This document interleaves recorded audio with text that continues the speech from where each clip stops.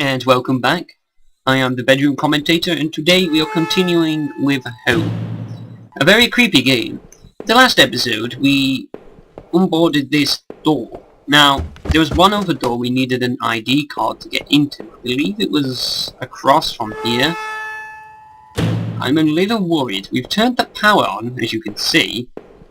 So we could leave, but instead I really want to continue exploring. The keycard I found seemed like it would pass through this reader. Did I use the keycard? Yes. What is that? It's nothing. A hatch. There was some kind of ventilation hatch there. It looked like I could jump down to the room below. My leg hurt enough as it was, but I couldn't see another option. Did I jump? No. If I was too chicken to jump down that broken ladder before, why would I do it now? There had to be another way. Yes! What was that? Well, anyway, there's the power room. We turned the power on. We could just...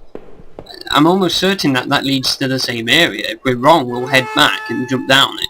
But he has got a point. He is injured. And I don't know if that's going to change the end of the game. I believe it would. It seems like one of those things that...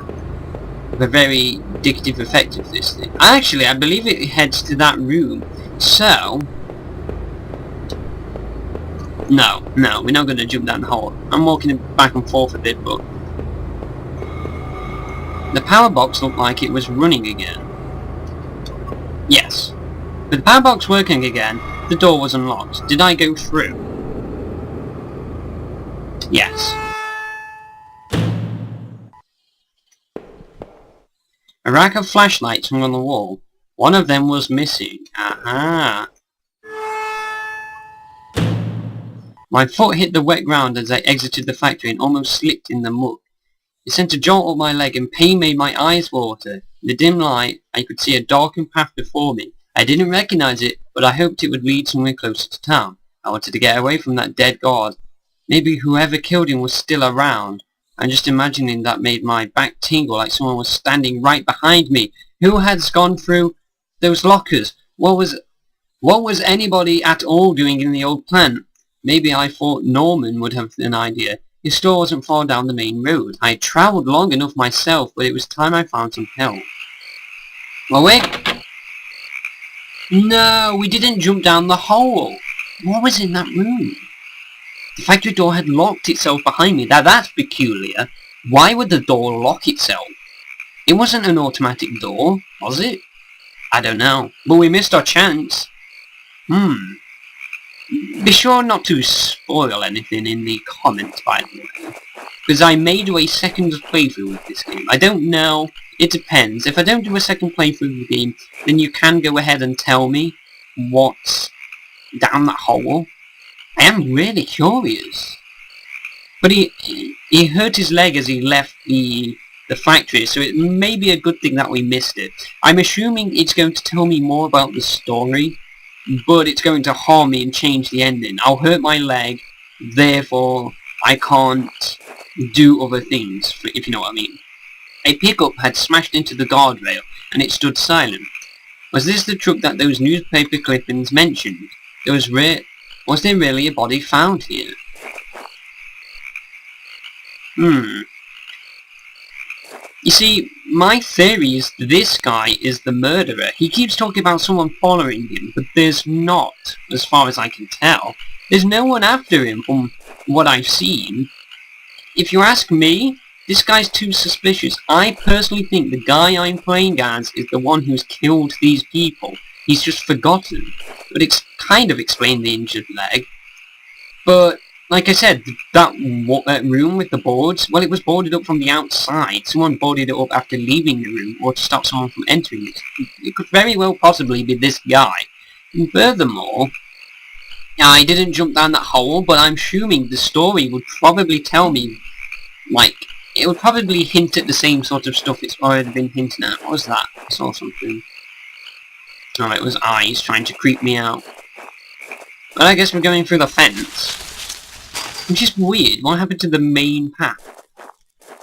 I don't know.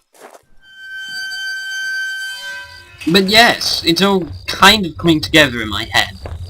The garbage bin was a disgusting mess of rotten food and slick black bags. I saw a thin greenish corner poking out from one of the bags. It was my driver's license. It looked damaged. Did I take it back? Yes, of course you did. I cleaned the card off and Now, okay, this is why another reason I think it's it. He found his credit card in a trash bin next to a crashed, broken car. Or pickup. Does that not strike me as strange that this guy's responsible? You know, he's remembering etchy stuff like who certain people are. No. This guy sounded like it was going to start raining again. Oh, I should get inside. I had entered Norman's place. Wow, he lives close to work. This was the back store that... blah, blah, blah. This was the back of the store that he ran. He ran a store and worked in a factory. What a guy. It was oddly quiet, except for the faint sound of a television. Yeah, I can hear that. The entrance to the front of the store was locked from the inside. Looked like I couldn't just pop it open. It needed a key. There was a bit of blood on the keyhole. Strange. Why would there be blood on the keyhole?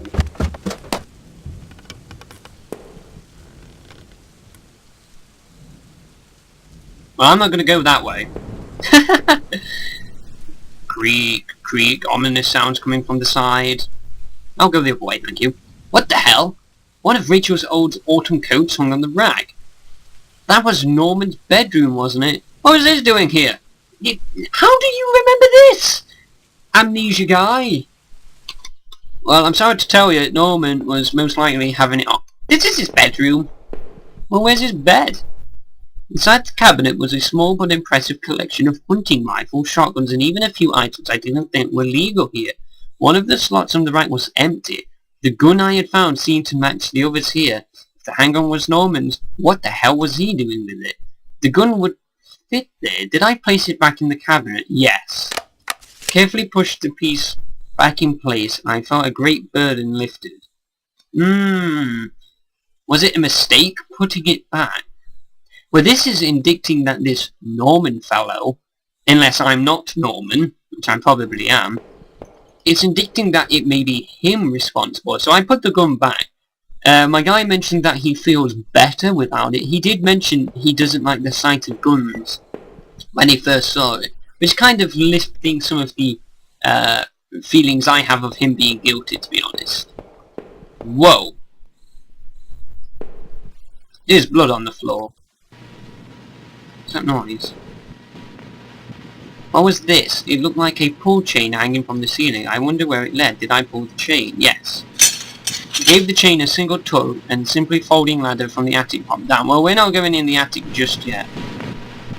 Oh good, another dead guy. Actually no, we will go in the attic before we head left.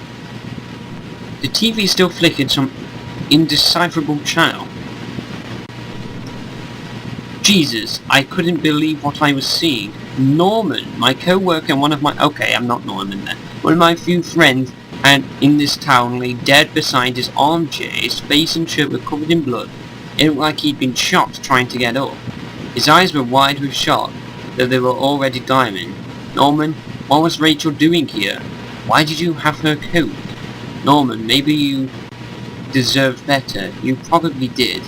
Did I close his eyes? Now I closed the eyes of the two females I found in the hole because I'm a nice guy, you would do that, but let's think about what's happened. Norman has been killed. He was shot trying to get up. Rachel's coat was in his bedroom. In his bedroom was a gun rack. The gun found in the sewers where other dead people were around. It was probably Norman's gun. So if Norman had the gun, he must have gone to the sewer, or at least someone took his gun and took it to the sewer. I was in the sewer, and I'm believing Rachel is my wife. So, I woke up in the sewer with a hurt leg. This is cleared all guilt in my head of this guy. I believe it's Norman who, you know, is the bad guy, because I'm injured. But we've now got Norman's gun and things that Norman has came into it a lot. And now if we look, it says, maybe you deserve better. You probably did. Did you close his eyes? This is seeming like it's saying, do you think he's guilty or not? I may be wrong. I may be doing a bad thing by not... I'm going to say no. It may be wrong to say no, don't close his eyes.